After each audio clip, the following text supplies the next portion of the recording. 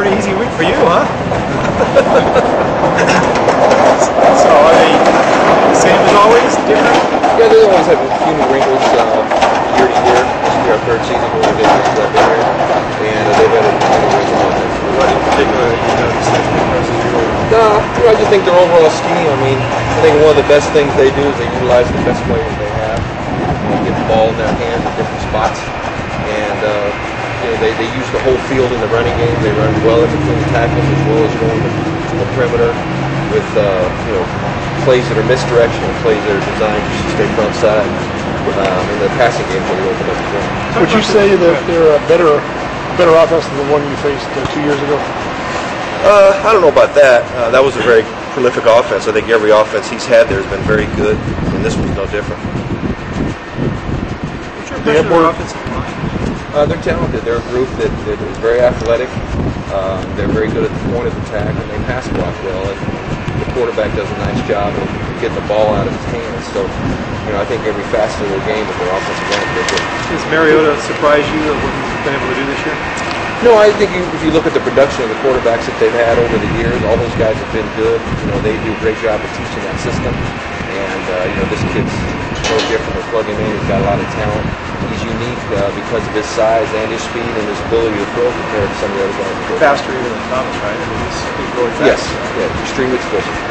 What kind of challenges does this Kenyon Varner present? Because he's very patient. He waits for things to develop and kind of waits for somebody else to make a mistake. Yeah, he's a very patient back, and gap integrity is going to be very important. Because he is a guy that you can lose a little bit because of his height when you're in your gap. So staying in your gap is going to be very important. They do a lot of different things with their run blocks to try to force you to lose your gap. So we really got to fight this to keep that control. What kind of unique challenges does a guy like Colt Ayerla present? Who's a little bit of he's run, he's got passes, he's blocked, he's tight end, and he plays on both sides of the ball. That's a hell of an athlete.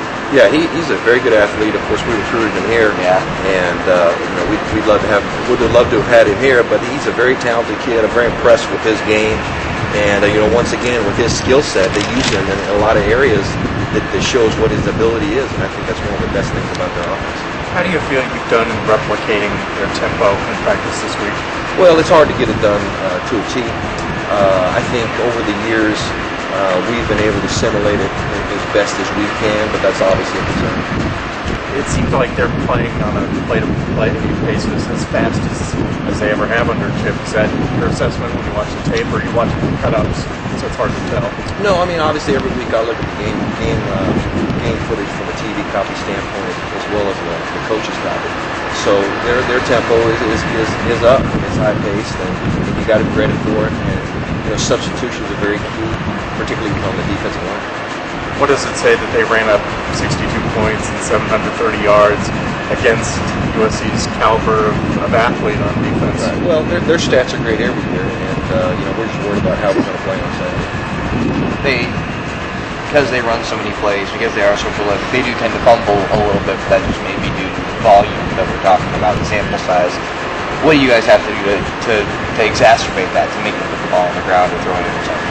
Well, we just got to be very disciplined in what we do, and our game plan week in and week out, the style of defense we want to play here is discipline, and so this is like no other week, or it should be the same as any other week. But we've been known to force turnovers, and we're going to be opportunistic in what we do, and that's something we work on to talk about daily.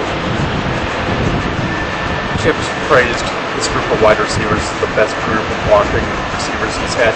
How difficult a challenge is it for the defensive backs this week to handle their running game and getting off blocks? Yeah, well, it's a big challenge for us because they do a very good job of mixing in, run obviously, and then sets the play action up off of that. So the defensive backs is a big challenge for them because not only do they have to be support possible in the running game, but they also have to read their feet to cover and pass. So they put a stress on everybody that plays in the second, third level of the defense from an eye standpoint.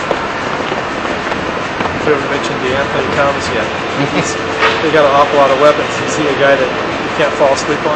No, not at all. He's very explosive and has very electrifying speed, I should say. And they move him around in a lot of different spots. that make him hard to identify for defense? Yes, we've got to do a good job of being alert before he is, because he does line up in the backfield. He lines up the number one receiver, lines up in the slot. He shifts out of the slot to the other slot. He shifts out of the backfield to the slot. So they do a lot of unique things with him to try to get him the football. And like I said earlier, that's what is most impressive about their offense, is they get the ball in their guys' hands, they can do things with it. If you weren't spending the whole week preparing for him and worrying about how you're going to try to slow them down, would it be really fun to watch them play? Well, I mean, they're good at what they do. And Coach Kelly's done a great job of implementing his system there, and they're very unique because of the things that they do in the run and the pass. And I mean that because they use the whole field on every play, and I think that's what the unique thing is about them. Now that Chris McCain has had a year in the system, and you've seen what they can do, and how much has he improved as far as being able to seal off the edge? I think he's gotten better and even improved this year. And of course, in any particular position, the more experience you get in a full live repetition and seeing the right things and keying the right things, you're going to be better and better at it. And I see him getting better weekly at it.